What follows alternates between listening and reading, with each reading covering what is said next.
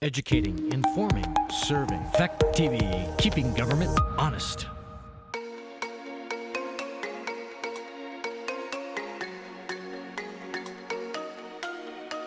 You are watching a Fact TV presentation of the BFUHS School Board Meeting. All right, good evening, everybody. It is 6:31, Monday, August 28th, 6:30. I'd like to call this meeting to order for the Bells School. First, pledge allegiance. Pledge allegiance to the flag, United States of America, to the republic which stands one nation under God, indivisible, with liberty and justice for all. So if we could, we're gonna do some introductions real quick. Deb, we'll start on this side. Deb Wright, representing Rockingham on high school. Thurston Sprague representing Grafton on the high school board. June Streeter representing Westminster on the high school board. Jason Terry representing Rockingham on the high school board. Andy Hoff, Superintendent of Schools. Priscilla Lambert, representing Rockingham on the high school board. Staff representing Rockingham. Rob Wells representing Rockingham. David Puck representing Westminster on the Union High School Board, and I do wonder if there are any members who might be in Zoom. Anybody on Zoom in?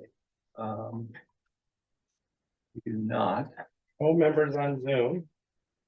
Double check for that. No, we don't. The Not picking up voices because otherwise it would be pulling over. So, Mark, can you hear us? I just want to do a sound check on that. Yes. Okay, thanks. Kelly, I see Kelly online. Kelly, could you introduce yourselves as well? You and your team there.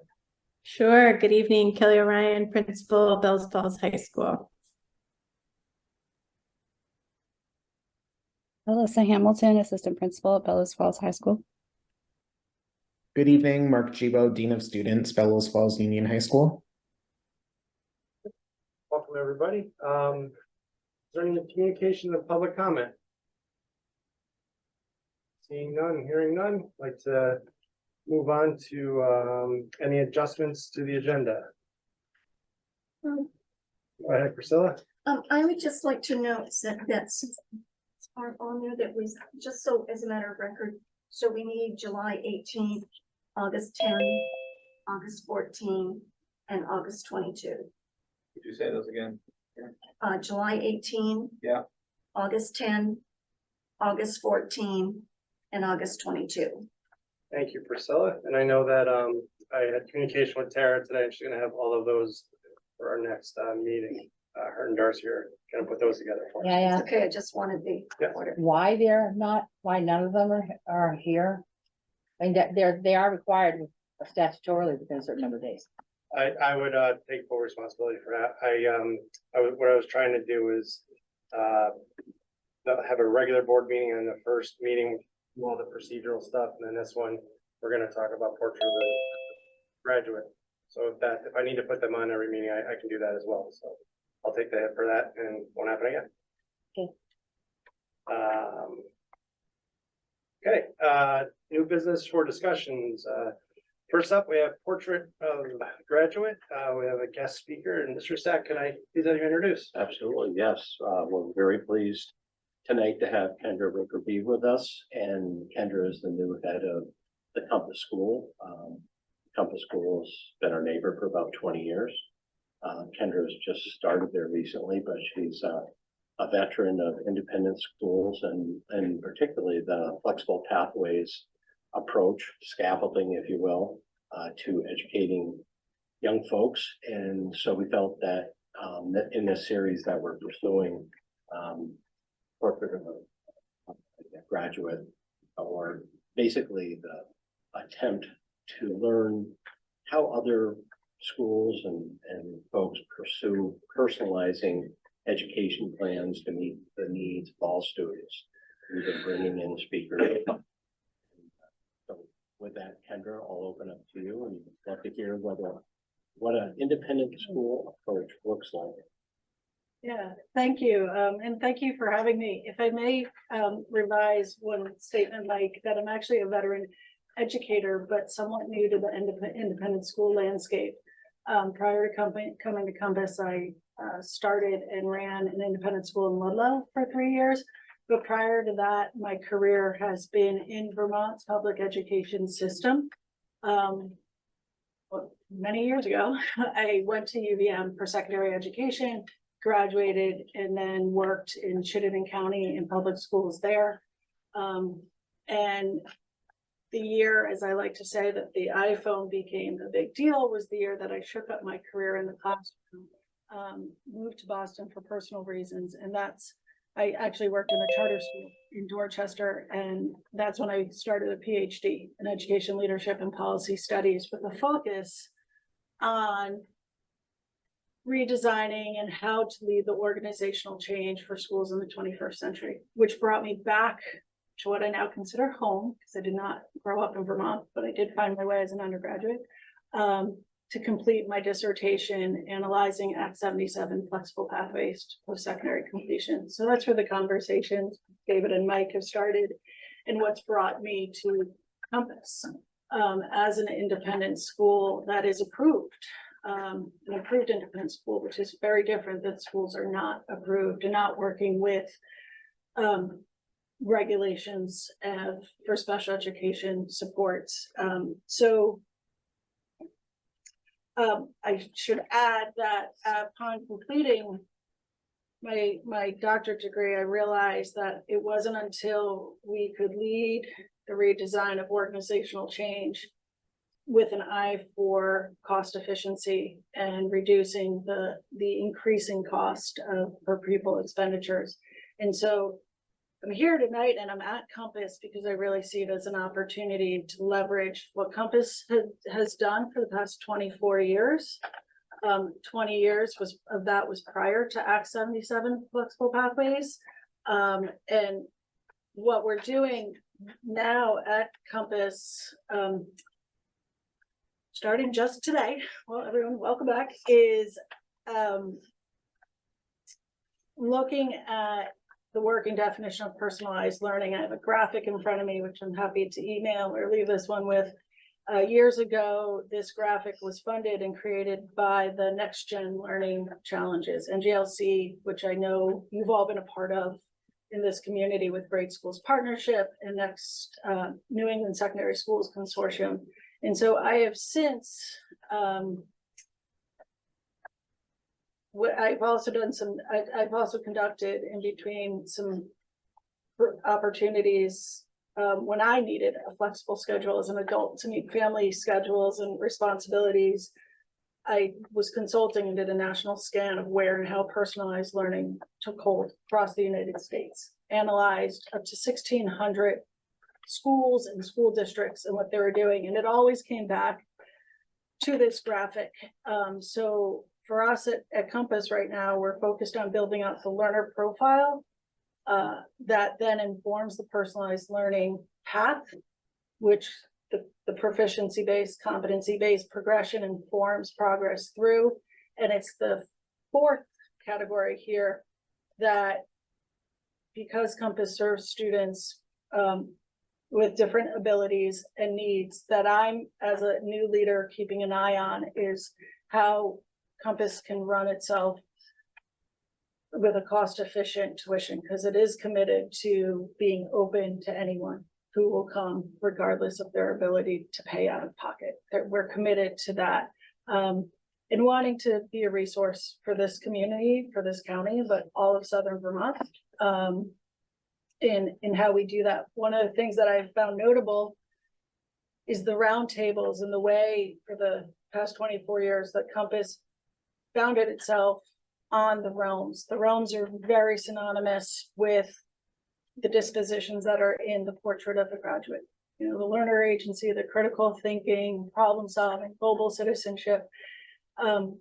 As I get to know the founding director and some of the founding teachers, that has always been a feature of the school.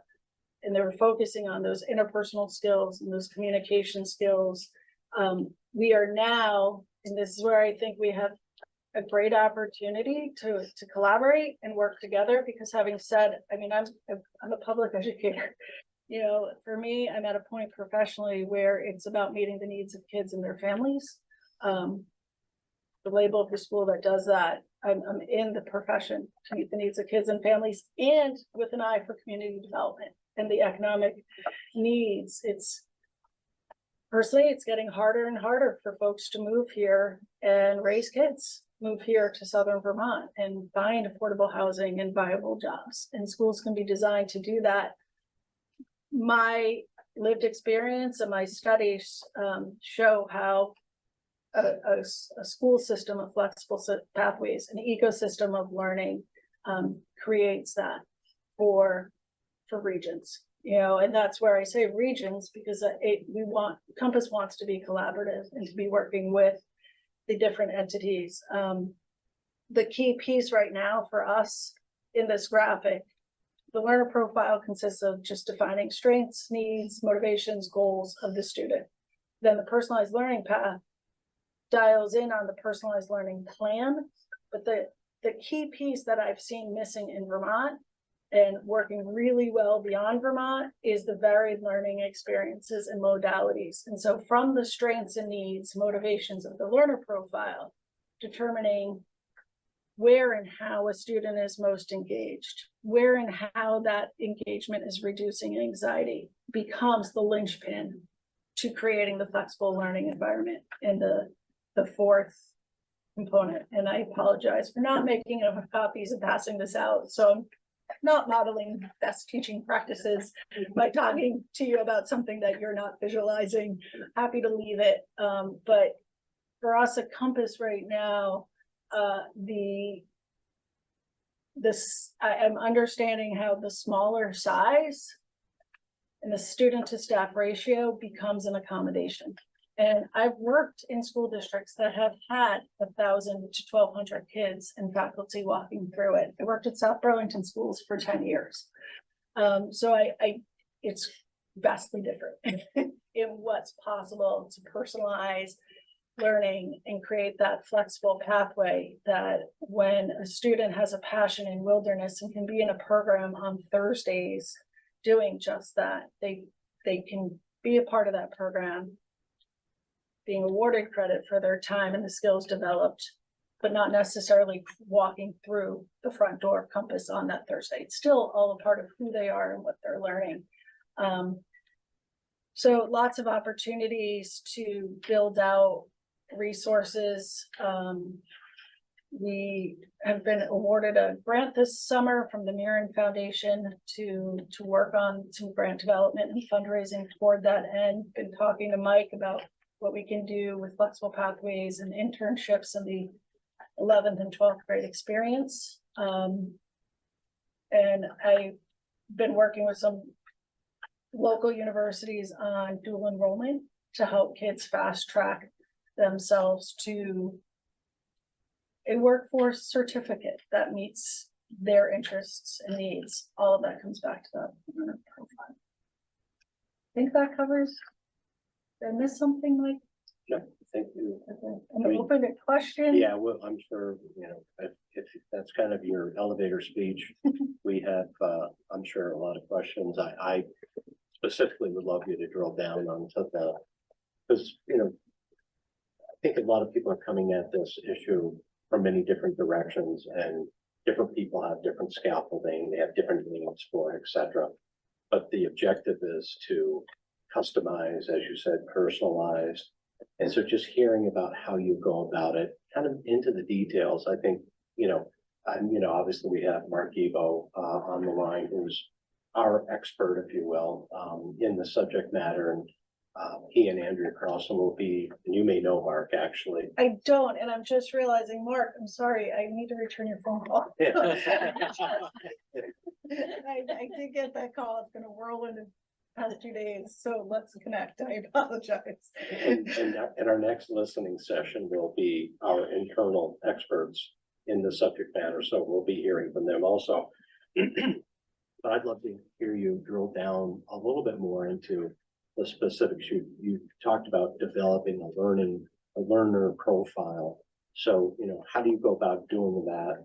Then you also talked about options for, wrote it down, varied learning experiences. So, so to me, that's kind of the nuts and bolts, but that's what we'd love to hear about. So if you could drill into that, I'm sure there are other questions, but that would help. Sure. I mean, I am thinking of one student in particular who entering 10th grade is clear that they want to build a tiny house. Want to build a tiny house. And when we got talking, I was like, realize how your ability to build a tiny house could address some of the challenges Vermont's facing with homelessness. No, have it, right? So there you've got the clear goal of learning to build a tiny house and the linkage to social studies and humanities curriculum. And so there are opportunities for this student to apprentice and mentor with Yestermorrow up in Waitsfield. And that would be during the summer months. And all of that becomes learning experiences where that student is collecting evidence of moving towards the portrait of a graduate. The way I've worked with the portrait of graduate in all the work that I've done my whole career, because so much of the portrait of graduate started in Vermont in the 90s with the Vermont Portfolio Initiative, and then High Schools on the Move. It's all there. We just have had different iterations of taking us in different directions. Is the academic proficiency component of the portrait of the graduate. I think it's the second bullet as the Vermont AOE articulates, is where you build out the bridge to the traditional math, English, history, science courses, the way schools for the industrial were designed.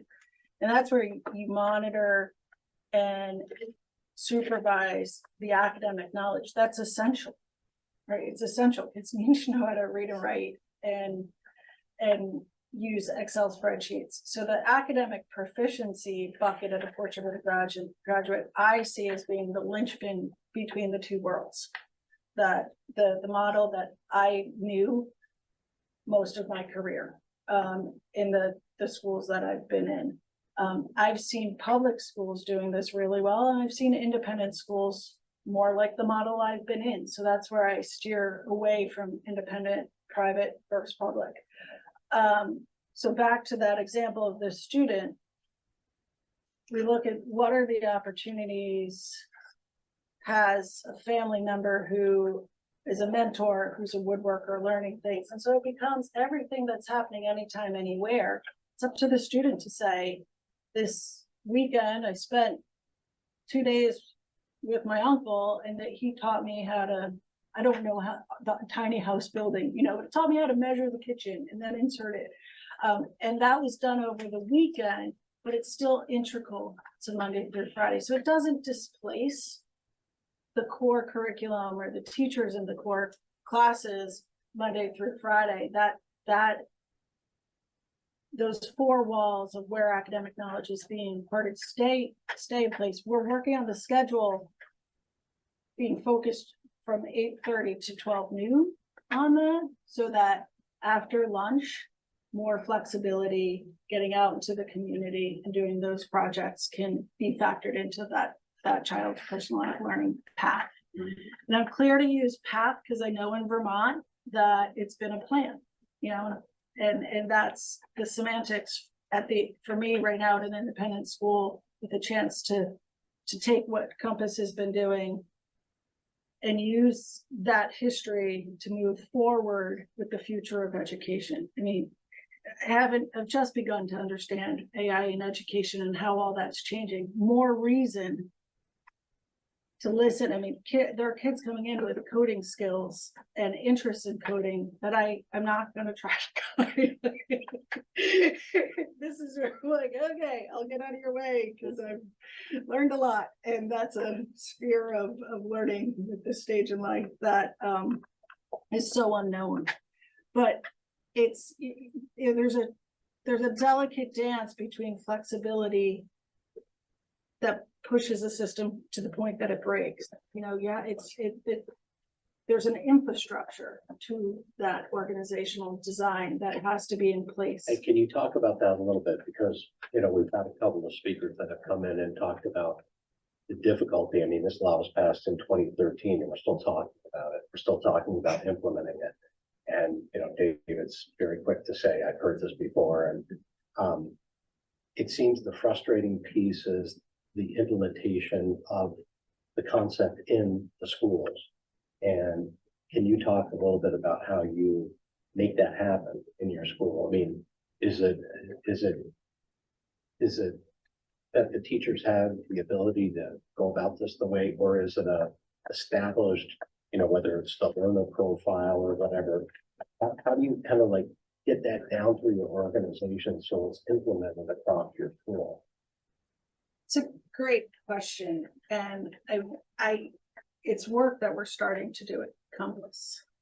Professionally speaking, from my past experience, it begins with the curriculum map and having interdisciplinary opportunities where that example of the tiny house is a gateway into social science research and the needs of homelessness and the economic impact that has on the community, right?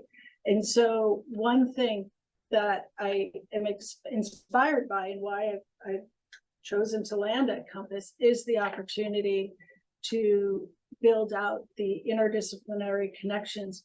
Often I've heard, and I say this as a former English teacher, that, oh, I can get my curriculum map done in one day, but then I read it and it's all about English. It's all about the ELA and the literacy curriculum. And it's not a map until it connects to the science and to the engineering. And so that's the piece that is a priority of mine this year. It's also where I see when you have those performance tasks that are connected to community-based challenges, that's a real opportunity for collaboration.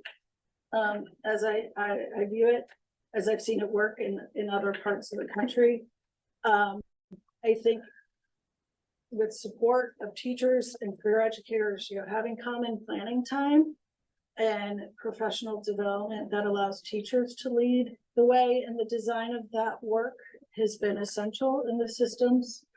And this has happened. Also, I talked about the academic proficiencies and the buckets, but no school can meet every single standard that is out there for every content area. So bundling the standards that say, when you've accomplished this culminating task, you've quadrupled, you've double dipped, you've quadruple dipped, you know, streamlining those expectations. Because Mike, to your point that it was passed in 2013, here we are a decade later. That's no fault of any educator in a school today. That's Act 46 eclipsed its potential. And then other mandates have kept coming down the pike that make it even harder for those of us, this team here on your screen, to implement what's expected within the building. Because there's just been so many. And that's where, for me, my interest in the cost efficiency of how, when we utilize space and allocate staffing and roles, we should see a reduction in the per pupil expenditure, particularly for students who have traditionally or who are perceived as being more expensive because they're in receipt of special education supports. And I say it that way because they're not necessarily more expensive when you give them varied learning opportunities. And just to follow up on the comment you made about varied learning experiences, you know, Mark actually done a wonderful job historically here in what we termed the work-based effort. Is that what you mean by varied learning experiences? It's a similar concept to that? It's similar. I mean, work-based learning is a component of the flexible pathways. But varied learning experience could also mean shadowing a photographer for a course, you know, or working with the Rockingham Meeting House on designing their replica. You know, those are varied learning experiences. Work-based learning, job shadows are a component of, that's not for every child, you know, so having the multiple opportunities and modalities listed. So that students can dabble in 9th and 10th grade to make a clear and focused decision for what they want to do in 11th and 12th grade. Does that answer your question? Okay. You know, in prior to Compass, I've taken kids on trips to like Lake Champlain Maritime Museum, and they didn't realize that, oh my gosh, there's all these sunken ships in Lake Champlain. I can combine my love of the water with environmental science and get a scuba diving license, you know, and so then it opens up a world of opportunities. That's a varied learning experience, then getting them out to places that they may not have had access to or thought of, because schools are traditionally designed to be in the location of your primary address. And questions? Any other questions for anybody? David?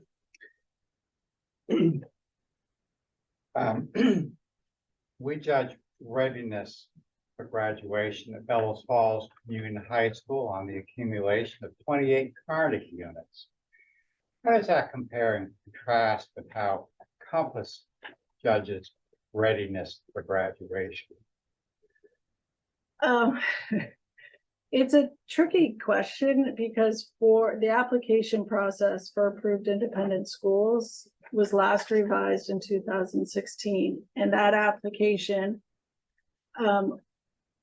was in place, is still in place for the school I was just at, and it, as I understand it, will be for this year. And that application says that the Carnegie units, the minimum course of study, defines graduation. And we know the policy has changed, and that Act 77 changes that since then. So Compass is stuck in two worlds, you know, wanting to lead the flexible pathways, but until we as leaders get together and collaborate and make sure that's revised, we also have 27 graduation requirements. That's the piece of the academic proficiency bucket in the portrait of a graduate.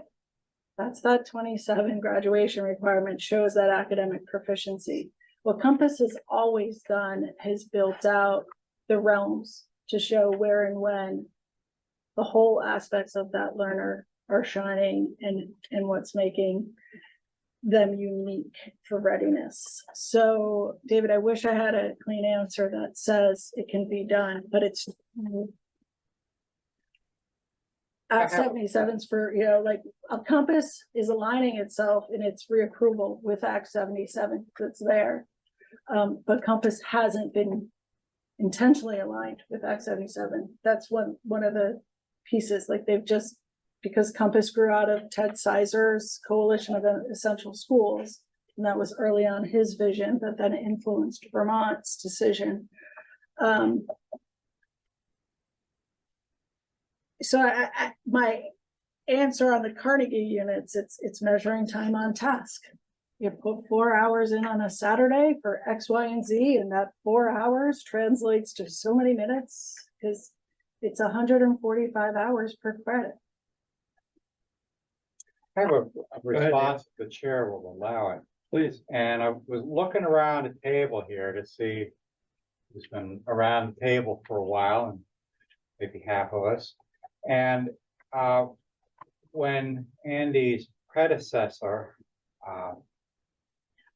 Chris Kibbe, was superintendent of schools, he suggested that we take a resolution to the Vermont School Boards Association, which essentially said, let's put a moratorium on new ed legislation until we've had a chance to evaluate the wacky side effects of what we already have on the books. And your mention of Act 46 is a perfect example of the push by the legislature to mandate change in delivery models, is my judgment, without actually taking the time to assess what their previous mandates to change and improve delivery models have actually yielded.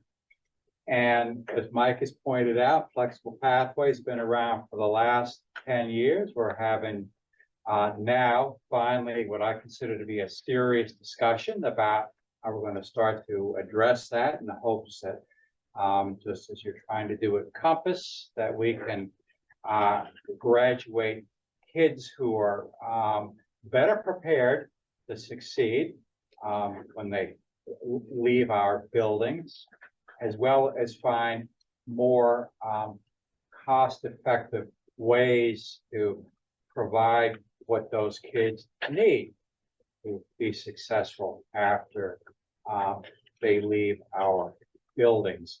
So I'm very interested, Kendra, to hear you articulate something that we had a great deal of sensitivity here at one point about 5 years ago. And by the way, I took that resolution to put a hold on new ed mandates until we evaluated the old ones, and predictably, the Vermont School Boards Association membership, and this is infinite wisdom, turned it down. I think I'll leave it right there. But the point being that we have some tools that we can use, but sometimes we create new tools that seem to work at cross purposes to the tools that we already have to work with. Thank you. Rob, do you have anything? What? I have another question, unless anybody else. Yeah, let's go around. Priscilla, do you have a question? Deb?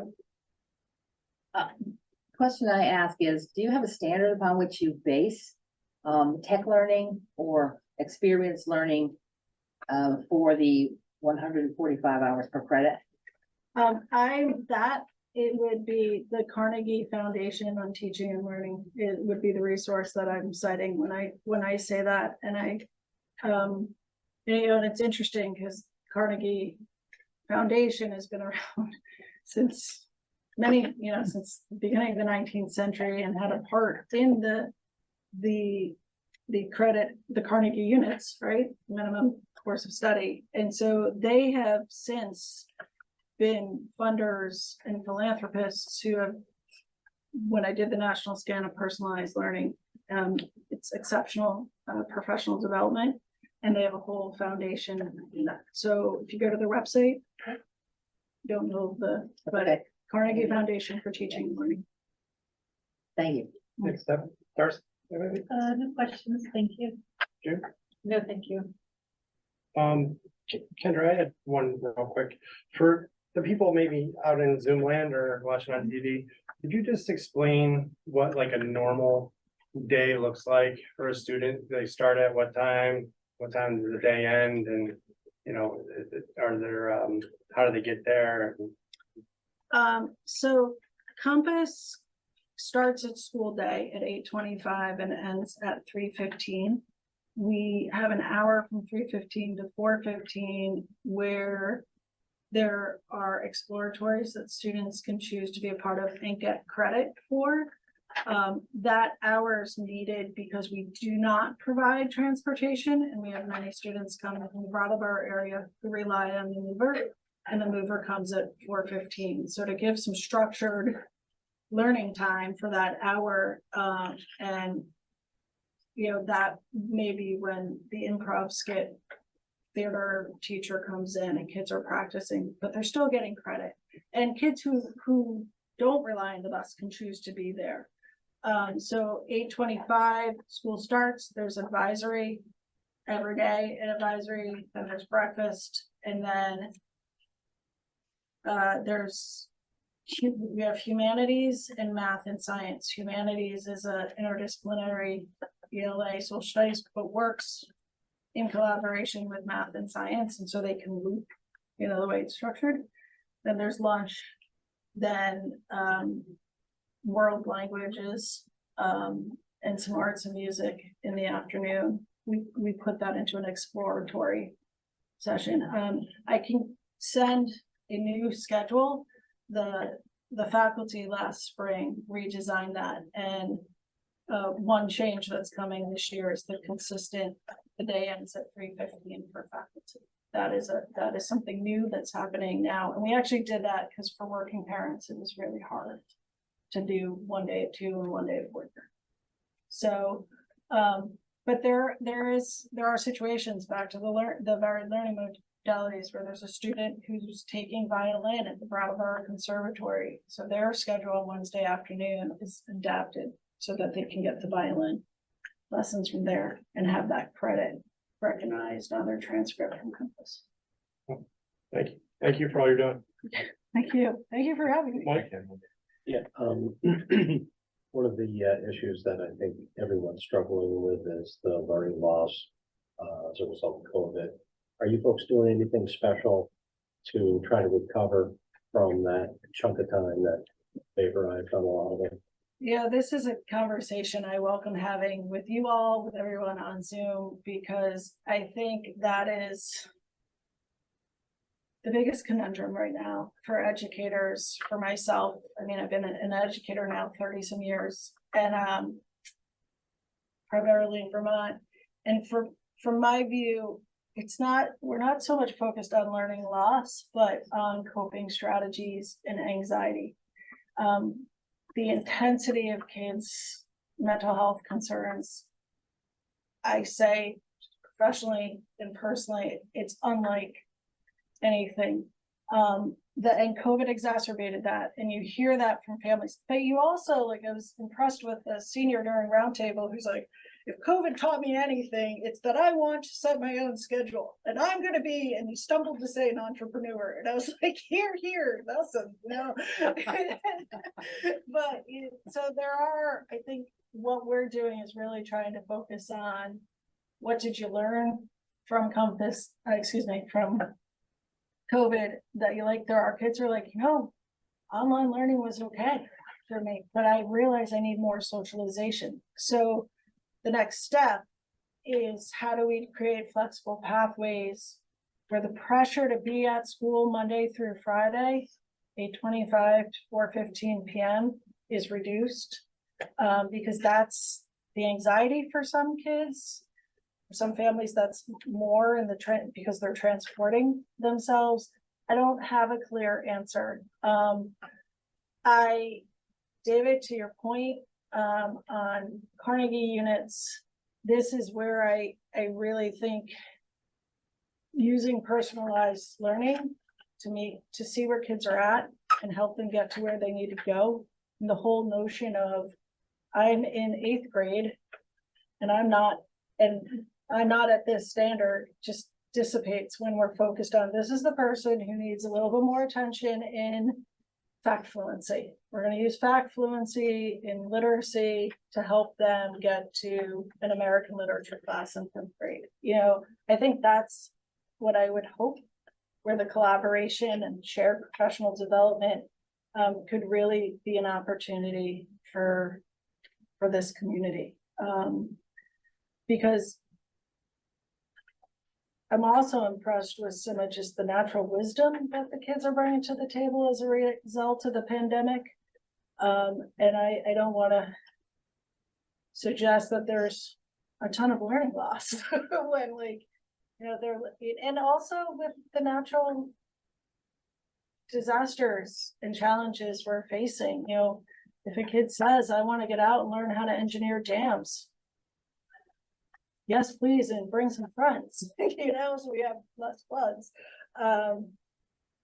So it's for me, in a proficiency-based environment, that whole notion of learning loss would just disappear. Thank you.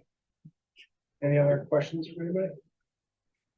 Thank you, Kendra. Appreciate it. Thank you so much. Thank you. Yeah, it's a pleasure. Nice to meet you all on the screen. I will call those way back. And yeah, please. Yeah, let me know how to collaborate and where we can do more. I moved to this region for my last job and I'm here to stay. Thank you. So, Thank you. That's good. yeah, thank you. Thank you. All right. Nice to Okay. see you. Up next, we have, the Dean of Students and Vice Principal intro and scope of work. Kelly, how would you like to handle that? Did you want to introduce and then kind of lead your team, or you want me to do it? What's your pleasure? Sure, I'm happy to introduce them, whatever's helpful. That'd be great. Thank you. Okay. Okay, I guess we'll start with Mark. Mark, do you feel comfortable going first? I do, thank you. Sure. And just to give everyone a quick scope, I asked them just to prepare 3 to 4 minutes, just kind of summary of what they've been working on and what they're prioritizing heading into the fall. So just to give some groundwork. Go ahead, Mark. Great, thank you. Good evening. For those of you who don't know me, my name is Mark Gibo. Prior to this year, I had been one of the school counselors at the high school for the past 6 years, working with students, families, faculty, and staff in that role. I made the transition to the Dean of Students role officially on August 14th and hit the ground running, and I couldn't be happier to be in this role and doing this important work. So the first thing that I focused my time and energy on is developing a behavior matrix and infusing that behavior matrix with restorative activities for students. So for those of you who are not familiar with the behavior matrix, it's really a tool that guides the administration in kind of a step-by-step procedural process when a student has engaged in any sort of behavior or disciplinary challenge within the building. What I've done with that behavior matrix is I've crosswalked that to Wyndham Northeast and Bellows Falls Union High School policies, as well as our student handbook, so that we are giving consistent messages to students and families across the board. In addition to that, I've been spending some time with our freshman academy coordinator, getting ready to support the transition of the 9th grade students into our building, and really having intentional conversations on pieces of data that we will use to inform intervention moving forward. So more to come with that. Not only am I the Dean of Students, but with that, a very important piece is equity coordinator for our building. And what that truly means is supporting student access. So taking into account who students are and supporting them with accessing what they need to be successful, engaging them, and really fostering a sense of belonging to our educational community. I've been doing that so far this year by supporting students who receive 504 and EST services. So making sure that those documents are up to date, that educators have those, as well as scheduling initial meetings at the beginning of the year so that students, families, and the school community are all on the same page. And in my role as equity coordinator, that vision will unfold and be defined based upon student need and data that we collect as we begin the school year. In more detail, I've been working closely with our restorative practices team, specifically around the transition plans for students coming from the middle school. We are very focused on bridging the gap between the middle school and the high school and working collaboratively as a team as to not miss important pieces of information in supporting our students' transition. In the future, I'll be spending some time learning and being trained and supporting hazing, harassment, and bullying investigations, as well as Title IX investigations. Today, I supported Kelly and Alyssa with our opening staff activities, and that went very well and was very well received. We are truly a great team, and we are off to a great start. And I'm looking forward to many, many positive days ahead. Certainly open to any questions or comments. Thank you. I see a hand from David. Go ahead, David. Yeah, thanks, Mark. Couple of definitions here, if you would. 504 and EST. I think I know what they mean, but there may be some people who will be either on the Zoom or looking at this meeting later on Fact TV who probably wonder what that alphabet soup means. Great, thank you, David. That is my role, is to help identify the acronyms for families, so I should not be using them myself. Section 504 supports students with access. So access to their education, no matter what that looks like, and develops a plan to address barriers. EST stands for Educational Support Team, and works collaboratively with our CARES model. And it's also, again, another intervention or another opportunity to provide intervention in a very specific plan based upon very specific student need. Those documents are updated annually, at least, if not more often than that. And it's our responsibility to make sure that faculty and staff have access to that to support students. Thank you, Mark. A very brief follow-up, if I may, Jason. Please. What's a CARES model?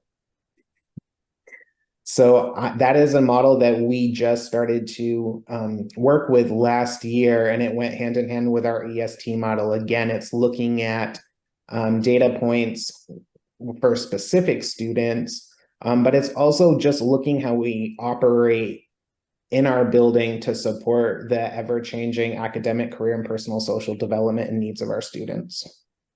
Does CARES stand for anything, Mark?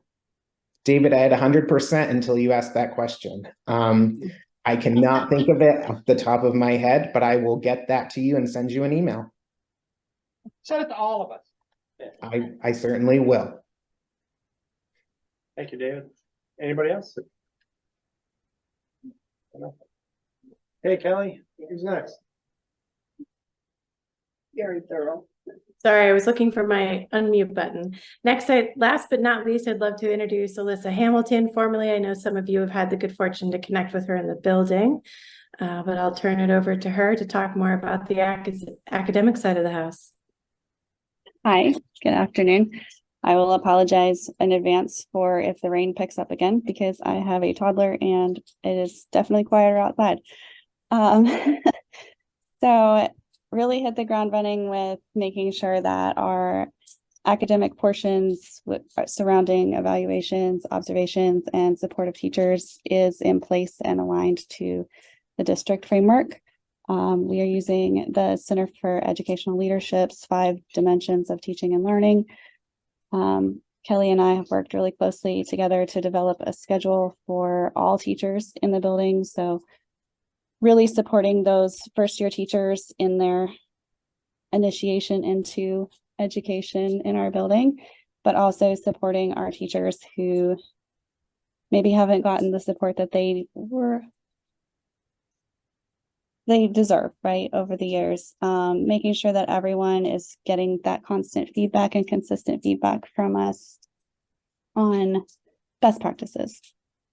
So we're looking at that 5D framework. I'm working closely with the SU to align our policies with theirs. So the 5D framework focuses around purpose, student engagement, curriculum and pedagogy, assessment for student learning, and classroom environment and culture. So in this first 6 weeks, we're focusing on classroom environment and culture in our walkthroughs and making sure that teachers are setting up successful atmospheres and building community with our students. So really focusing closely on that.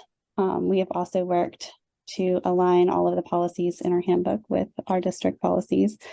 So making sure that that is all aligned and clear. And then to support what Mark said of making sure that we are on similar pages with the middle school and setting our kids up for success over 8 years instead of just for year 4. We are also aligning our core values with their core values as well. So kids know coming into the building, they're already set up for, we have this similar acronym for Terriers of what that looks like with teamwork, and every letter stands for something cute, but it's a positive behavior atmosphere so that students feel like they belong and know what success looks like and what we expect of them in positive terms, instead of you can't or you won't. It's what does that success look like. So we went over that with new teachers today, of some classroom behavior management tips and tricks, and really trying to build that atmosphere of support.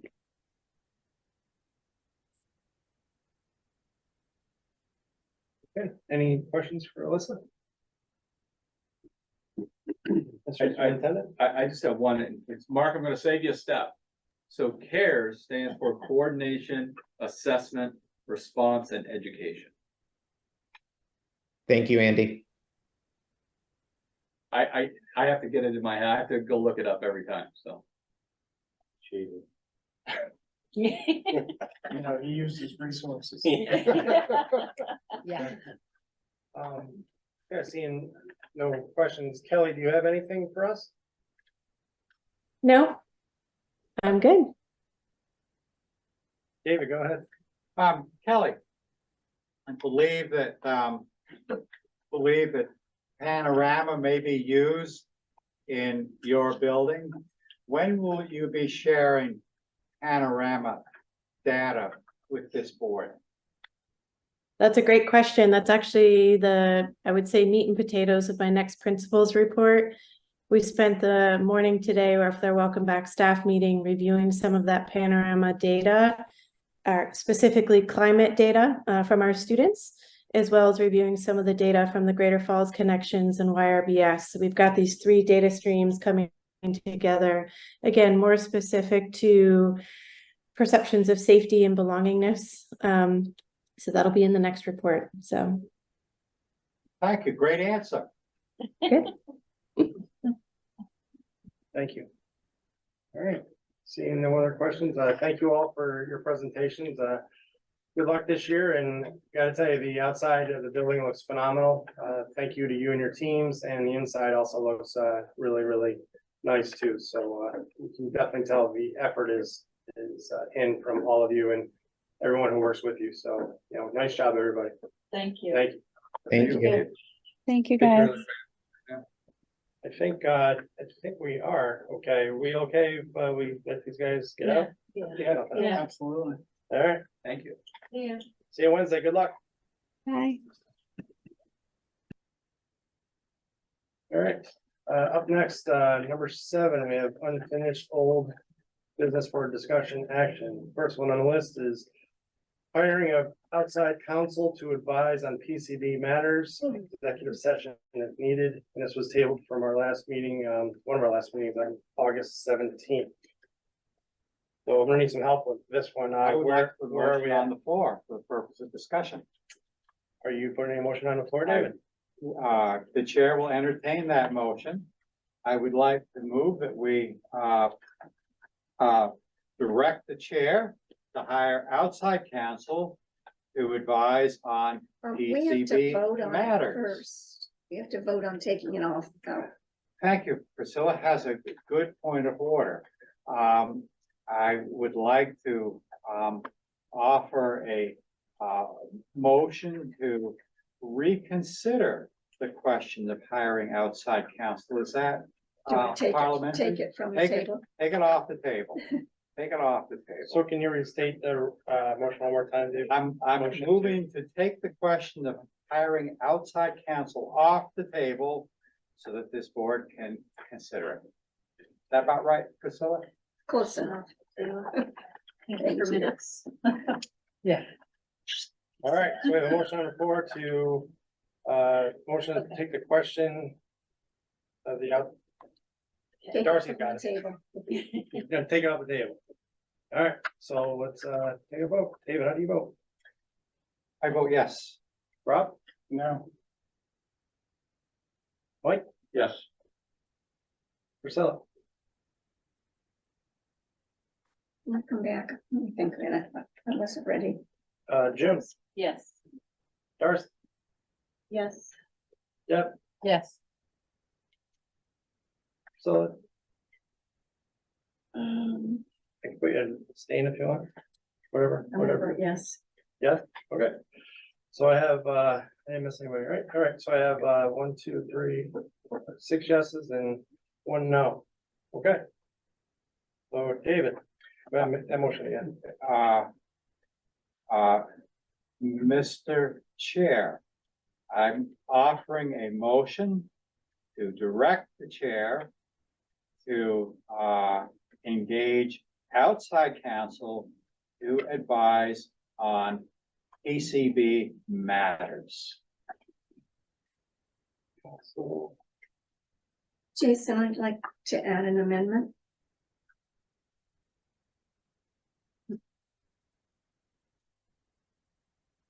Okay, Priscilla, let's I hear it. would like to amend that to, that we should have council at this time consider just whether and give us a comparison of the state plan and the Monsanto plan.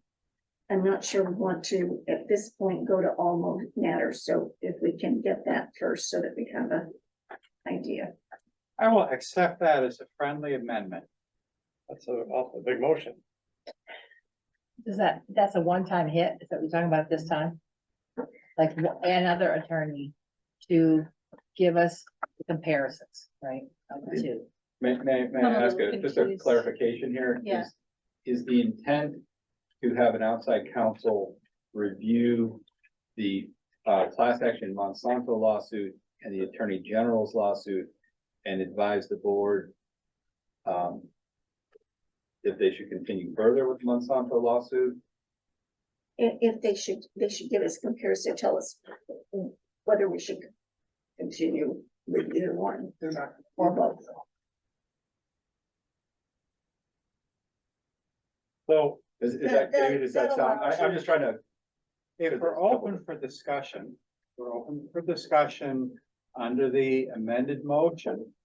I'm going to suggest that this school board, like any school board, has a fiduciary responsibility to our voters and taxpayers to carefully weigh the pros and cons of joining a lawsuit, any lawsuit where substantial sums of money are involved and where the outcome of a lawsuit or lawsuits can have very direct effects on the learning environment in the school.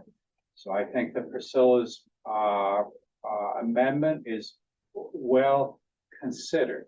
And I just want to go a little bit further and say we may discover that we want to be parties to both lawsuits, or one or the other, or neither. But nobody sitting at this table, at least in my judgment, is in a position to render this board definitive legal advice with regards to those matters. Okay, so go around. Rob, you have anything? Mike? I just, the question I had was, does Priscilla's proposal limit the ability of the newfound legal opinion to look into other issues? Because my concern is we're going to have bigger issues other than this lawsuit related to PCBs. What if we decided to pursue the state for rebuilding the high school? And we are looking to somebody to advise us on that. Obviously, our current lawyer is going to be conflicted. So I just wanted to make sure that Priscilla's proposal doesn't limit the legal advice to just this one issue, the suit versus. So that's my clarifying question. Go ahead, Priscilla. This is just to look at those at this time and see what we want to do at this time.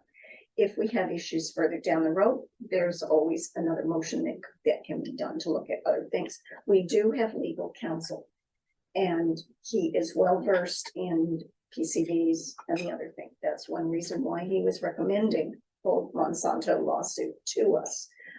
So he's well versed. We can decide at that time whether we feel we should do that or not. The board was concerned, a few of the board members were concerned with whether we were looking at them and doing a good comparison. This is not to say that we don't trust our current lawyer. It's just to say that this will give us a second opinion that will allow us to know what another person thinks as to whether we should be in one, the other one, neither, or is it, or both. It gives all of those options. And my only opinion is, or my comment would be, that's one of many issues that we're gonna deal with. Because TCBs is a very long-term issue that we're gonna continue to deal with. That lawsuit is gonna be a very long-term issue. And Pedro is gonna continue to be conflicted over the topic, in my opinion, you know, going forward. So why would we decide to go to outside counsel, limit them to just this one issue?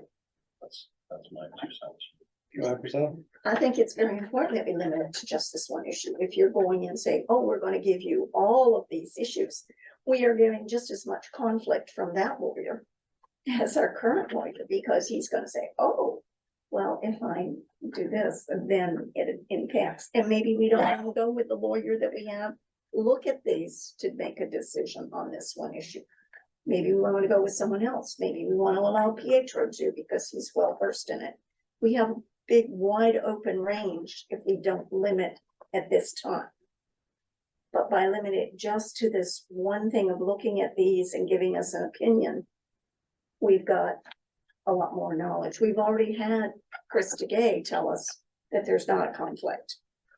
I've talked with people that also tell me there's not a conflict. I've also heard David who tells me there is a conflict. So I feel that maybe a lawyer looking at the one issue right now to give us an opinion as to whether we need to continue with one or the other one, neither or both, is where we should start. So I'm confused. I thought we were looking at outside counsel only to talk about PCBs. Well, And not referring to Pietro.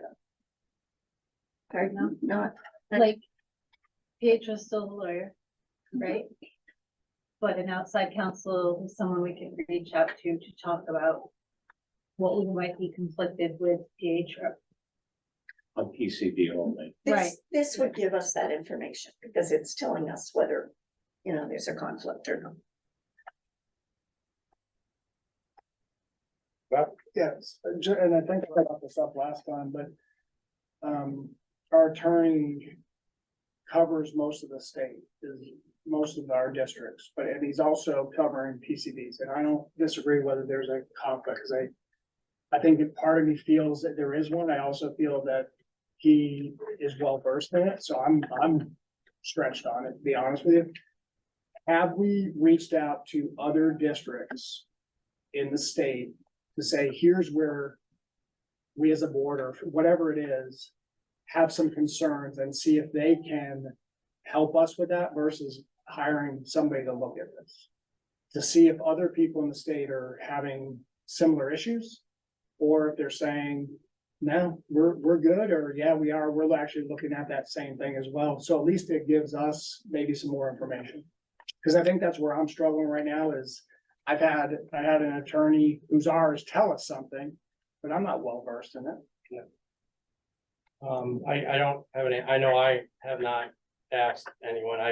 It seems to me like we're almost kind of alone, and we're like the first ones other than Burlington. So maybe everyone's looking to us to see what. No, I think we're there's gonna a lot of other school districts that are part of this lawsuit. Oh, right. Not just the piece, but. I have not, no. David? Well, of course, I'm addressing you through the chair here, Rob. 93 school districts on the lawsuit. I don't know how you would go about making contact with 93 school districts. If you made contact with less than 93 school districts, how would you know that you were contacting school districts that could give you accurate information? This is why I think that this is a little bit beyond the layperson who normally sits on school boards and falls into the legal arena where legal advice is a heck of a lot more valuable, in at least my judgment, than an opinion from a school director in another district. I mean, raise your hands. How many people have read this lawsuit in federal court from cover to cover? Okay, good. Okay, now multiply that by the board members in 93 school districts, and you're going to find out that less than half of the board members in 93 school districts have read the lawsuit and even know what they're suing over. I used the example the last time we discussed. This is one of the claims we're making is for trespass. Okay, pretty interesting.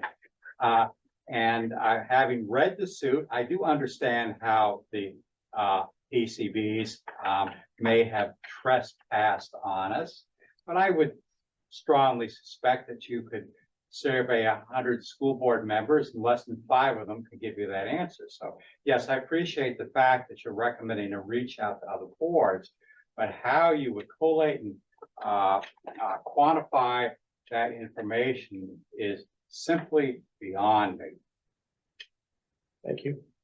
Deb, do you have your hand up or? Let me hands up. Oh, sorry, go ahead, that's, sorry. Wasn't gonna do this. We have a great lawyer that we have had for many years. However, what he provides us is an opinion. What we're looking for is validation. You get another lawyer to review the material and or anything. I'm just fine. I would be just fine with someone who is available to us for other district PCB issues, because I do believe there's a conflict. And we're validating that what we've already been told by Pietro Lynn is valid. It is accurate. It is an opinion of another lawyer. It's always an opinion. If you go to 100 lawyers, you probably get 100 opinions, possibly. But what we want is to know that what we're getting is truth, because he is already weighed in on the Monsanto vote and rowing out to sea with everybody else to start that process. Therefore, we want to feel secure in what our steps and what we do next and what happens. So we validate it with another attorney, whether you decide it's just for this one-off where we have comparisons with the state and the Monsanto suit, or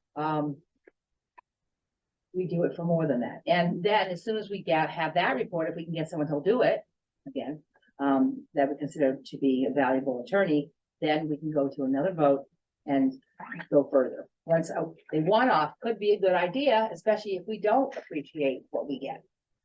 So I would be in either court, but I believe what we're looking for is validation. Priscilla, can I ask a question? So I need it for my less confusion. So David's motion was move to direct the chair to engage outside counsel on PCB matters. And then your motion, how is your motion that was added onto it different than David's? Because I'm hearing that we want a lawyer to look at it, like Deb's saying, and validate it. So I'm just confused on, I want to make sure that none of us are confused and we have a good solid vote. So can you help me understand that? I limited it, and David's, to just looking at the two, what we have. There's only 2 right now, as far as I know, the state one and the Monsanto one.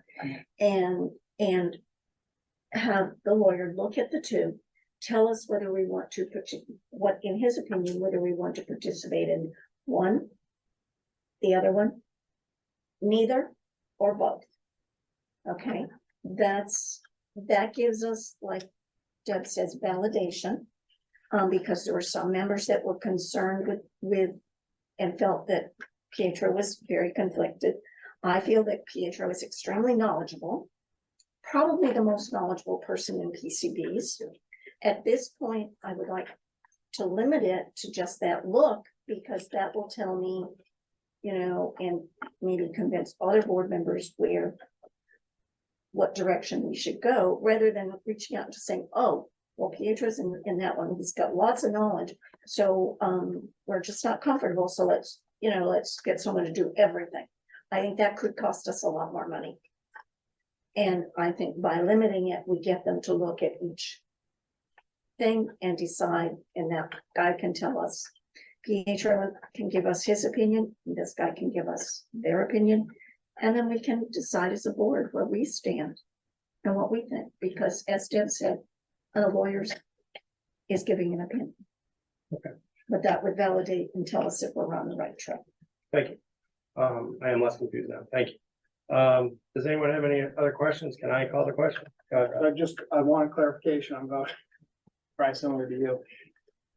If we're voting for this, are we saying that we're just having a attorney look at it from a neutral standpoint, or would that attorney be potentially our next attorney? Because that then becomes, for me, a potential conflict of interest because they may want the business. Exactly. So I Exactly. just want to make sure when I'm voting, I want to know, are we just having someone that will review this and give us their opinion?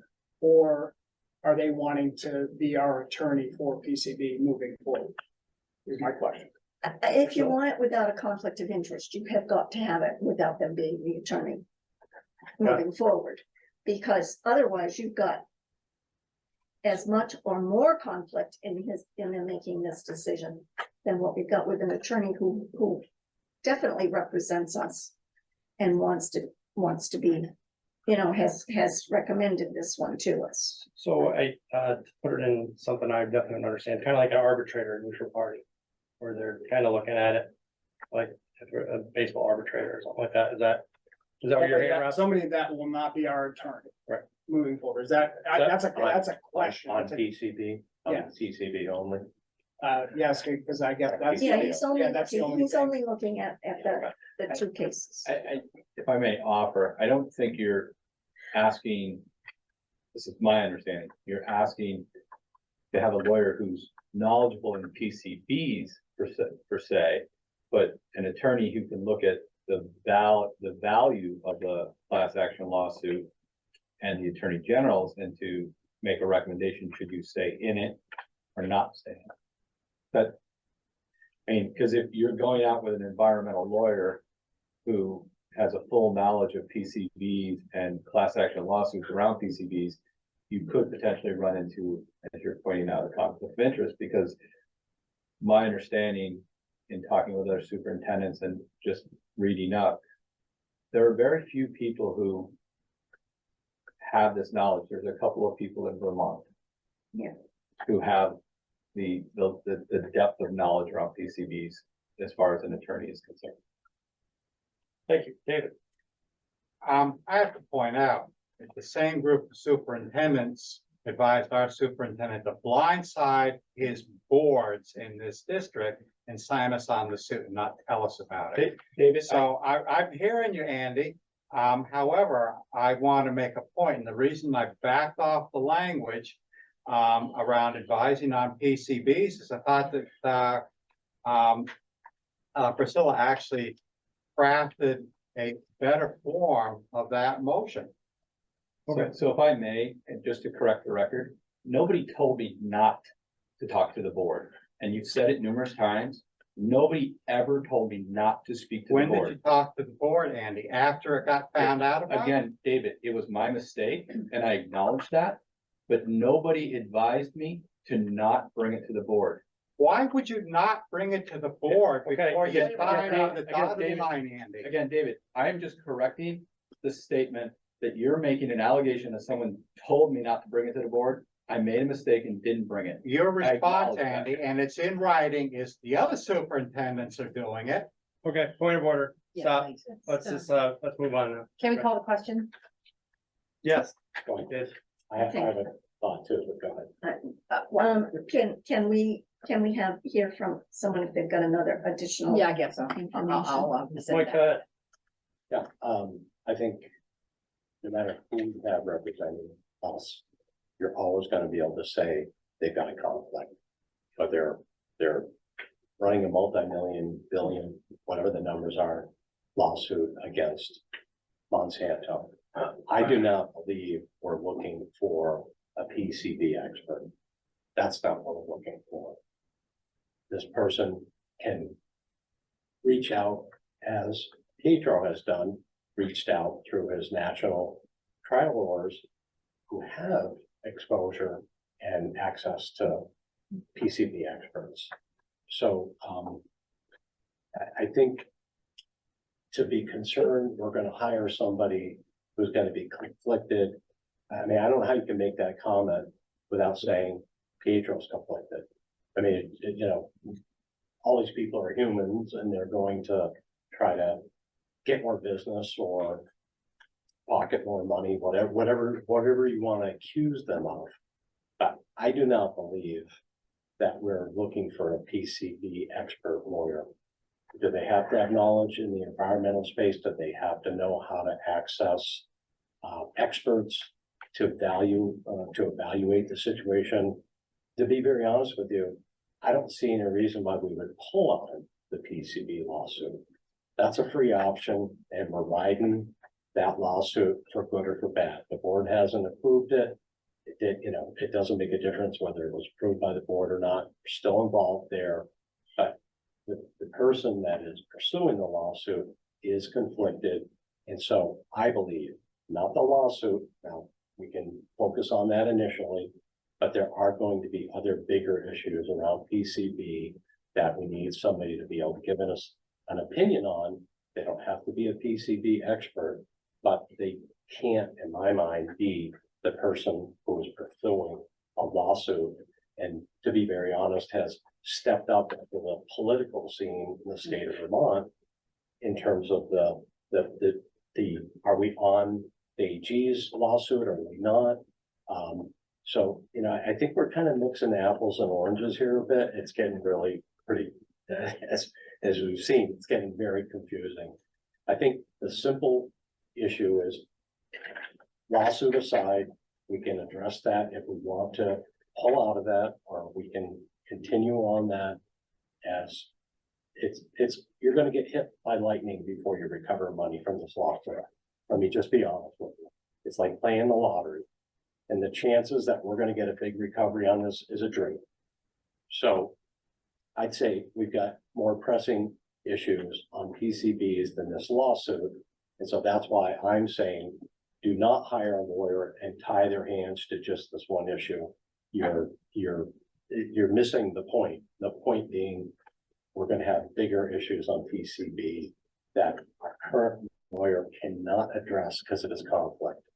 And the lawsuit is a secondary issue. In my mind, I don't know why we pull out of it. I don't see any reason to pull out of it. The way we got into it, maybe that's a kerfuffle, but the bottom line is, it's a free option. Why would we pull out of it? But the reality is, we're not going to see any money in our lifetimes. So I don't think we're pulling out of it. He's just looking at it to advise us which way to go. Right now, that's how I understand it. I mean, Which would include conflict. And if he says there's none, that's giving us advice, so. I mean, either suit is a fool's errand in my book. So we can spend a lot of time on evaluating the AG's lawsuit versus Gator's lawsuit. It's a fool's errand. They're never going to amount to anything. We're gonna have real issues on PCBs, including potentially chasing the state to fund major investments in this building. And that's where I think we should be focusing our time. That's my 2 cents. Thanks, Mike. Do you want to still call the question, Deb? If everyone's satisfied, I'd like to call the question, yes.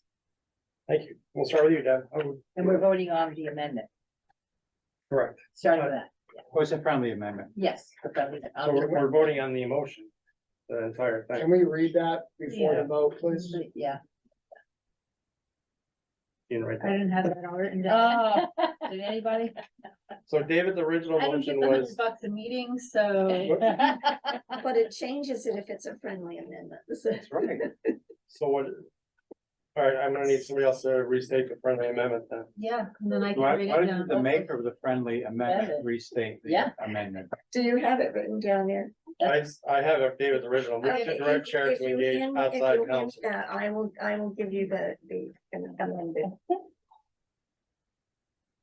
Okay, so the amended would be, with the friendly amendment, it would be moved to direct do you want the chair to engage? Chair acts on behalf of You know, the the board. chair if to he's engage directed to. outside counsel, Chair. to look at, the state, PCB is, case and the Monsanto case that Pietro has had us sign up for, to determine whether whether in their opinion, we should be involved with one, both, or neither. That got longer. Well, Yeah. that's, the To object is to provide- narrow To narrow, David's to look original at proposal conflict to just this issue. and look at conflict. That's the friendly amendment. So is that's the narrow, amended. I narrow David's No, recommendation right down as to you said. pursue outside counsel. All right, Mr. Haas, can I ask you to read that for us, please?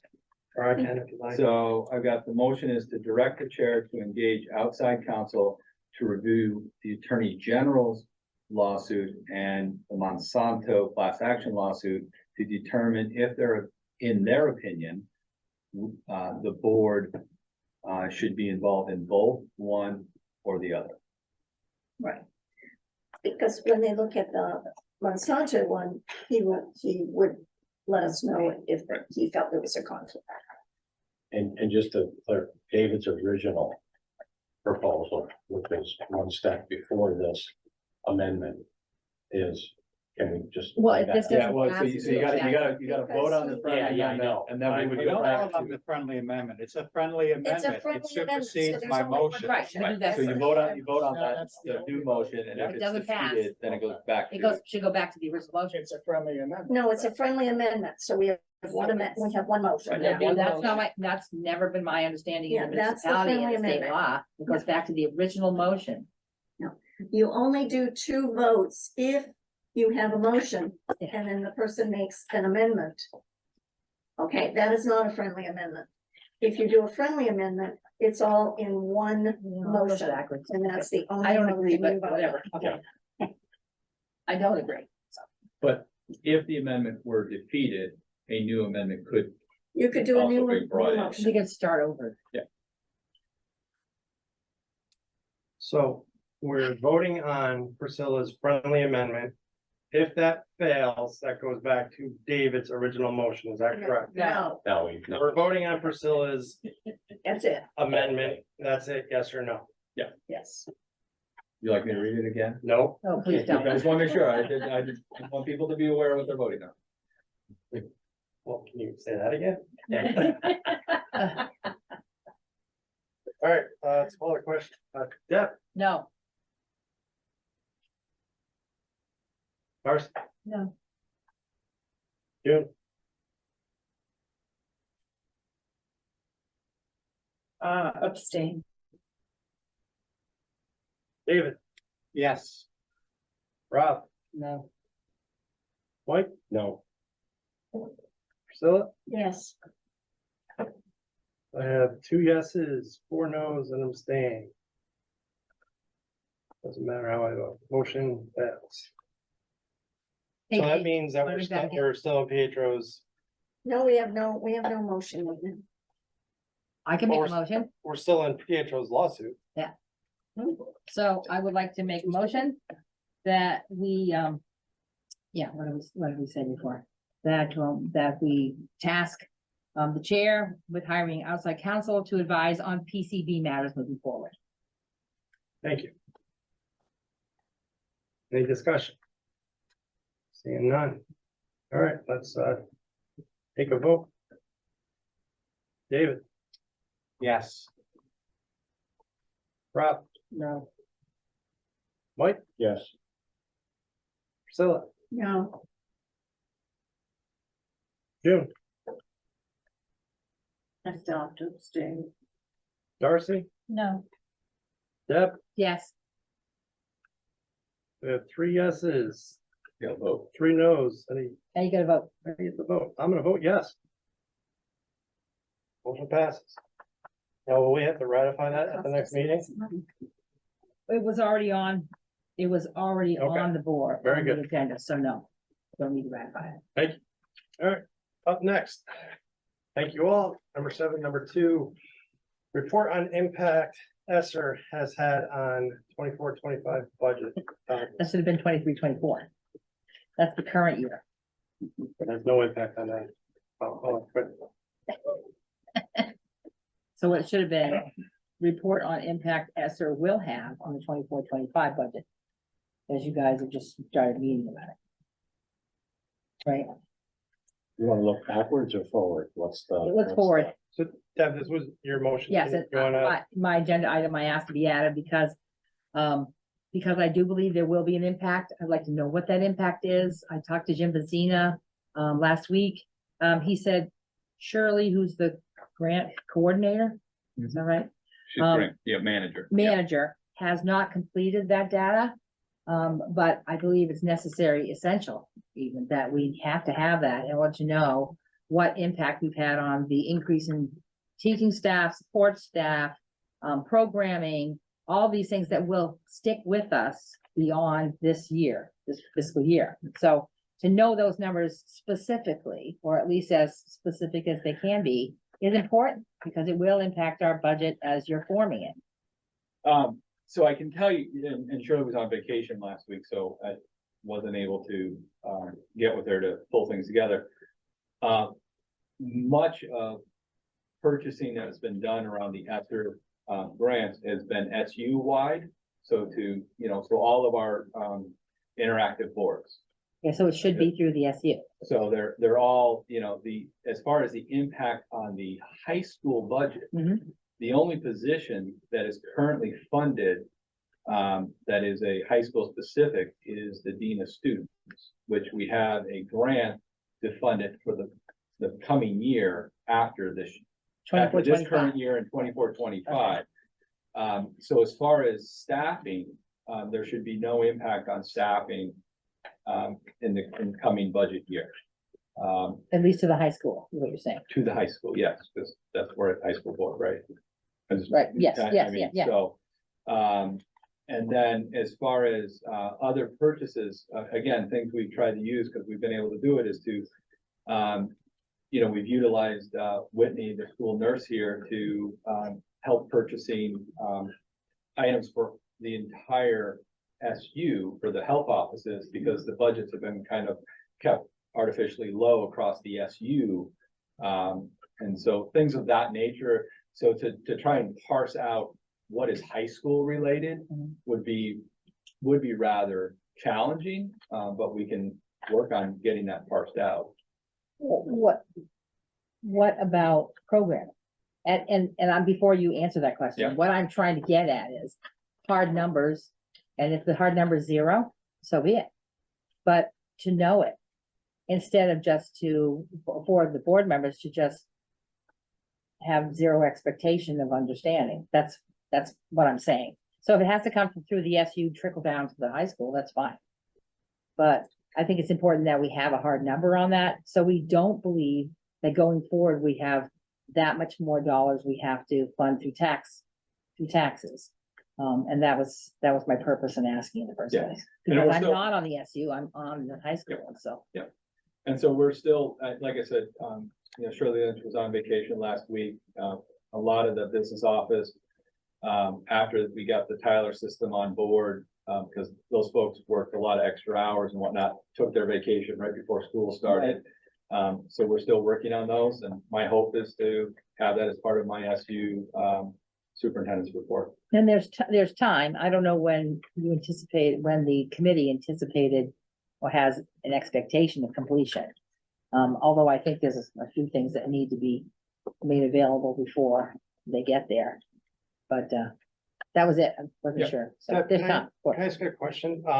So I believe this was on an agenda recently too, where you asked. The same thing, pretty much, yeah. So somebody help me out that has a lot of experience on boards. Do we need to have a motion to have it date certain so that we could have it for budget? Because we've already had a budget meeting and we want to make sure that we do a good budget, thoughtful budget for all stakeholders next year. So in your opinion, In my opinion, I understand what Andy has said. People just coming back from vacation. I also think you have time. I'm assuming you have what? Planning on like 8 weeks, 6 weeks of budgeting before you come to the board and say, this is the budget, right? Guess so. So there's plenty of time there. So I think we're not at a critical point, so we can let it ride. I think my expectation, your expectation is probably something in writing as well, where it's concrete. Well, that's what I'm looking for is numbers. Yep. Yeah, so time will be taken for that. And that's, again, we have plenty of time. I'm bringing it up early, so. I think if we, So it's been asked. I think if we also just keep it on, as an unfinished item. Thank you, Right. Cheryl. Oh, I keep forgetting about the turn of my head. Right, then that, in that, that case, that it'll it get doesn't there. go away. So I think we have time for it to get there. So if we make it an agenda item. Yeah. Then that'll give them. Yes, time to give us unfinished business, yes. Specific granular data that we're all looking for. Mhm. that we'll need. Okay, Jason, can I ask, what number specifically are we looking for? we're looking for. The ESSER numbers, so ESSER any numbers ESSER related to funds the- that were spent in the high school that will continue to roll forward into 24, 25, 25, 26, and so on. New programming that will continue, this kind, whatever that is, because I looked at was it the AOE report that was in your, The draft of the. the draft, and it was very non-specific, so, it gave items, but it doesn't break them out, so that was what I was looking for. Thanks, Deb. Rob? No, sorry, Mike first. So I was just gonna say, I think obviously we're gonna go through the budgeting process. The voters voted on 7.6 million Mhm. last year at the high school. If those expenses, which were outside the budget essentially, are gonna appear in the budget, Uh-huh. that budget number is gonna shoot. Of course it is, yeah. So it's not gonna sneak up on us. We're gonna know. So, going through the budget process, nothing's gonna sneak up on us. We're gonna know what's in there, what's not in there. I think Jim has thrown out the number, federally funded outside the school budget is roughly about 12 million this year. And then 9 of that is at the SU level is ESSER. That 9 million is gonna disappear. The helicopter money's gone. 3 million is federally funded programs that consistently keep getting funded, but those are not in the school budget. So those would be separate. If somehow those expenses started, So that's SU wide, yeah. not just Yeah, high school yeah, specific yeah, of 3 million yeah. or 12 million. There's that, yeah, So that's these are title. numbers that are allocated across, but all I'm saying is, if any of these expenses drop into the school budget, Uh-huh. if we vote on, that would be a dramatic increase to that, and we'll see Right. that. Yeah. Well, you've already seen a budget number, haven't you? Haven't they projected something to you already? So, well, there's, So you went to budget meeting with no number? Well, Yeah. no, so we're way ahead of the game. Yeah. For next year's Uh-huh. budget. we talked about expectations, basically. Okay, so that's what you did, okay. Yeah. And I'm sorry, I guess maybe I didn't finish her question, since she's still looking at me. No, you did, I just. Okay, Robin. good. Give it back to Just a Priscilla. question, Andy, maybe you can answer this. Is ESSER funds done in 2024 or are they extended? So there were total of 3 grants. First one's done, gone. Second one, which is ESSER 2, we have to expend all funds by the end of September 23. Oh, next month. So there's a liquidation period of at least 90 days after that, which allows us to kind of work for cleaning up and stuff. Okay. When ESSER 1 ended very similar, it was done by September 30th of 22. And then the federal government extended the liquidation period, which allowed us a little bit more time to spend down those funds. They never know up until that last minute. So right now, we don't know. There's been some signaling that there's been that liquidation period may get extended, but we're not allowed to make any more amendments to the grant. So we're done making amendments. What we have in there is what we can spend on. And then ESSER or ARP ESSER, or sometimes referred to as ESSER 3, has to be fully expended by September 30th of 24. The last grant there is our biggest grant, and that is more around infrastructure, which the HVAC system, the science wing, were the 2 big projects looking at this building. Obviously with the PCBs, it complicates, being able to move forward on those projects. And I've reached out to the state to see if there might be how the state would work with that, because clearly we're not the only school that is involved in that piece. There's been some indication, while there's no commitment in any way, that there might be a way to extend, like get a waiver because of this large issue, to extend it out.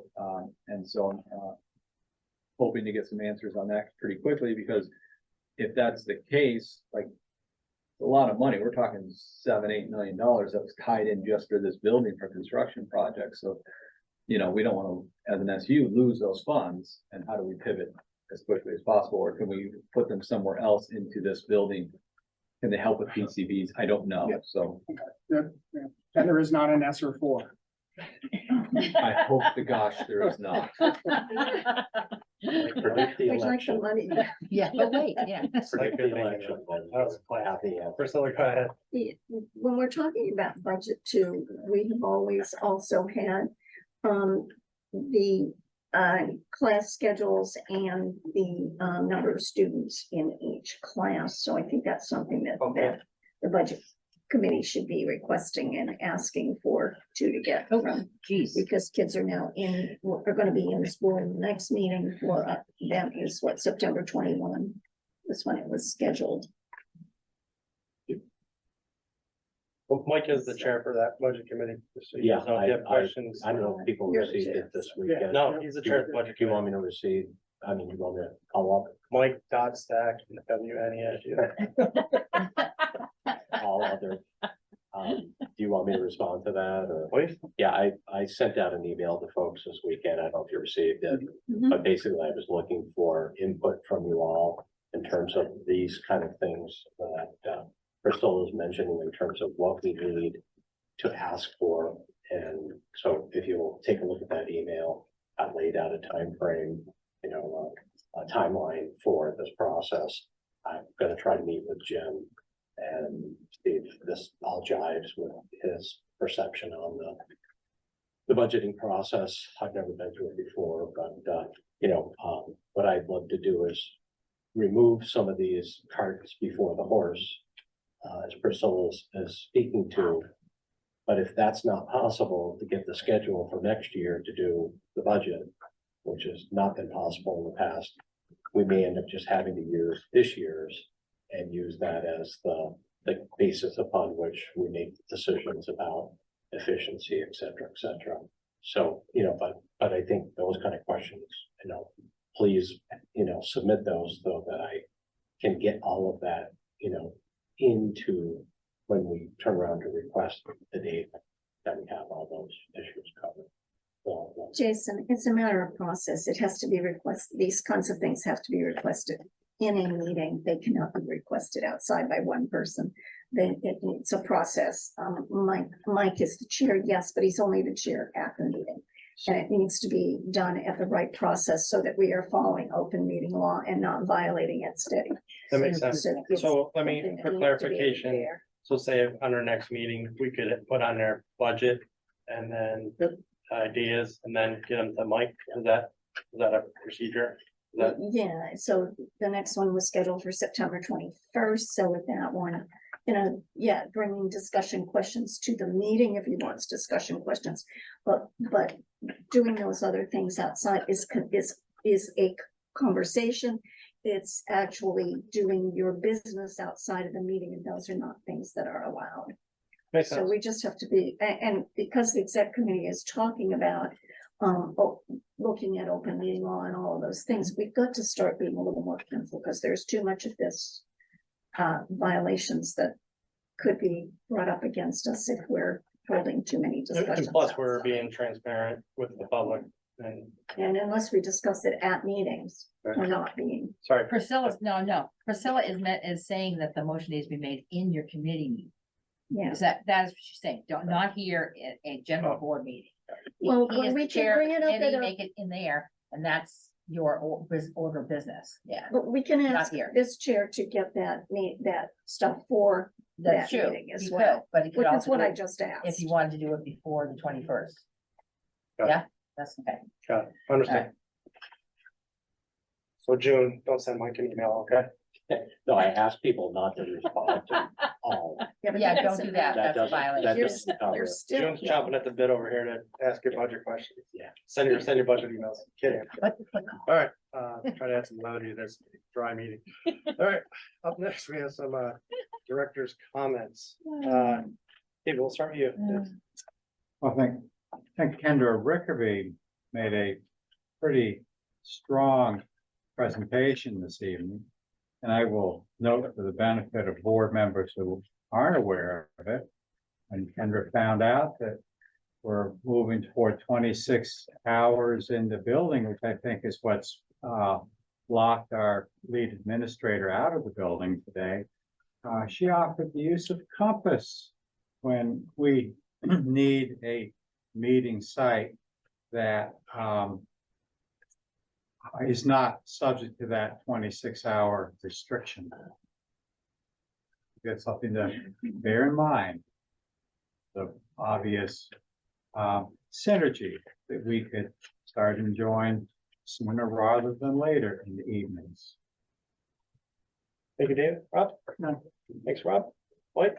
Yes, I just wanted to mention that our next listening session, which is out in late September, we're gonna have a chance to hear from, I do believe Mark Evo will also participate with Andrea Carlson to give us insights to how our school is implementing some of its flexible pathways, personalized education plans. So actually they were on the schedule for tonight, but there was conflicts, and so we opted for Kendra. It was great to hear the independent school perspective, and they're great neighbors right here next door. And so, yeah, I thought that was helpful. So very appreciative for coming in. That's all I have. Thanks, Mike. Priscilla? Yeah, a nice busy meeting tonight, and it was good to hear from people, and it was good to have good discussions.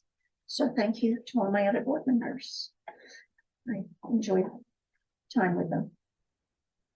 You too, Priscilla. Thank you. Deb? After listening to our guest speaker, Kendra at from Compass School, and I love students at Compass School, so but didn't have any students going there. However, I think about this last meeting where we had a visitor, that it's time that I find a place I can really feel secure that AI would make a good dent in what we need here for flexible pathways, and you name all the lingo that gets tossed around here, in order to maybe even a critical role in aligning the tech hours with academic hours for all schools. We need some kind of a standard. It seems to me all the schools have a different number of Carnegie units they need. All of the schools seem to have different classes, and they scale technological hours against academic hours in a very different way to provide credits. It's not fair to a student. And perhaps the parents check around and say, hey, I'll send my kids to the school with the least amount, since the state only requires 21 hours, and we have 28. Compass School has 27. I mean, are we building in classes that are not necessary? I don't know that. All I know is that we need to find a way to standardize it, so so there's no equity in any school based upon the way this is set up for kids to learn in another way than just sitting here and reading books and watching videos and listening to the teacher and reacting to that. They need more, a lot more. And I think that artificial intelligence could actually get us there by being able to feed that in, so it wouldn't consume thousands of hours of teachers' time trying to figure it out. And I guess I'm not talking to the right place. I should be talking to NEA or, any of the educational legislature. That should make a difference, because we need a standard so that everyone's doing the same thing and students don't feel left out when they can't learn by sitting in a classroom. Thank you, Deb. Darcy? I want to thank Kelly and Mark and Alyssa for coming tonight and hearing about what they have planned for this coming school year. And I want to wish every student and staff member the best 23-24 school year in this district as they head back on Wednesday. So, Thank you, Darcy. Thank you. I'd just like to ditto what Darcy said. On that. So I'd like to thank the presenter that came tonight. Absolutely, was very impactful for me. Absolutely would like to thank Kelly and her team. Really proud to drive down here and see some of the, the details that are now being taken care of. And it's a little thing, it's the details. And, I think we want to have a school that you're educating kids, but also that they're proud of when they come here and what it looks like, so that it creates an atmosphere of learning. Good luck to you and your team Wednesday, Kelly. Good luck to all the staff, all the kids. I don't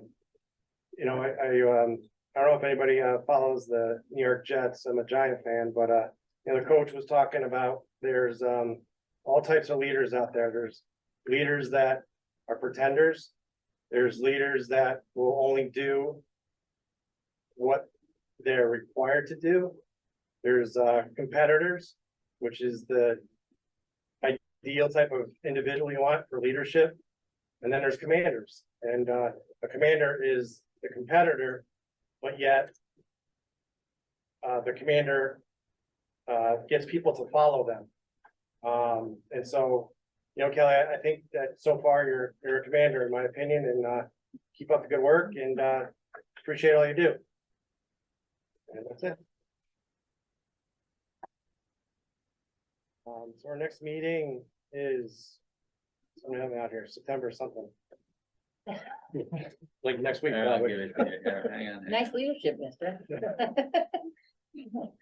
Terrible. How about You would be The 11th. September 11th? Oh. September 11th, and I don't think we're gonna be doing the retreat anymore. Is that right, Mike? Oh, it's up to you.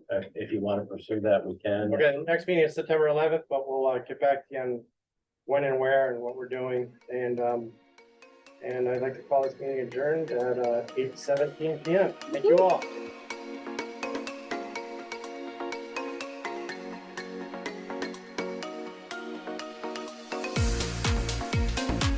This meeting was recorded by Falls Area Community Television, located at 1 Hospital Court, Bellows Falls, Vermont. If you would like a copy of the meeting, our phone number is 802-463-1613, or email us at fact810@gmail.com. Falls Area Community TV, keeping government honest.